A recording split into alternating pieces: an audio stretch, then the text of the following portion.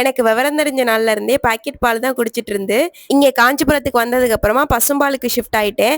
ஒரு 1 இயரா பசும்பால் தான் யூஸ் பண்ணிட்டு இருக்கேன். பாக்கெட் பாலோட டேஸ்ட்டுமே நல்லா இருக்கு, திக்காவும் இருக்கு. அன்னைக்கு எல்லாருக்குமே பிரேக்ஃபாஸ்ட்டுக்கு வெஜிடபிள் சாலட் தான். எனக்கு ஆஷ்னிக்கு ஸ்நாக்ஸுக்கு வெஜிடபிள் சாலட். வீட்டில் பன்னீருமே இருந்துச்சு. எல்லாருக்கும் பன்னீர் திக்கா மாதிரி பண்ணிடலாம், அதையும் ஸ்நாக்ஸுக்கு கொடுத்துடலான்னு தான் ரெடி பண்ணியிருந்தேன். வெஜிடபிள் சாலட்னா காஷ்னிக்கு எந்த வெஜிடபிள் கொடுக்கணும்னே தெரியாது. தனியா ஏதாவது காய்கறி சாப்பிடணும்னா சாப்பிட மாட்டா. குழம்பு கூட இல்லைன்னா கூட்டா கொடுத்தோம்னா அப்படி சாப்பிட்டுப்பா.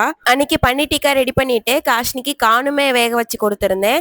காலையில வேலையா காஃபி போட்டு வச்சுட்டேன். எனக்கெல்லாம் சூடா குடிக்கிறது தான் பிடிக்கும். இந்த அம்மாங்களுக்கு எல்லாருக்குமே காலையில ஒரு நிம்மதியா காஃபி போட்டு குடிக்கிற சூழ்நிலையே அமையாதுன்னு நினைக்கிறேன். காஃபி குடிக்கலான்னு கப்பில் ஊற்றி வச்சுட்டேன். அதுக்குள்ளதான் காணை வேக வச்சிடலாம், அப்புறமா சாம்பாருக்குள்ள காய்கறி வெட்டி வச்சிருந்தா அந்த வேலை முடிஞ்சுன்னு பார்த்துட்டு இருந்தா இங்கே காஷ்னியும் எடுத்து வந்துட்டா.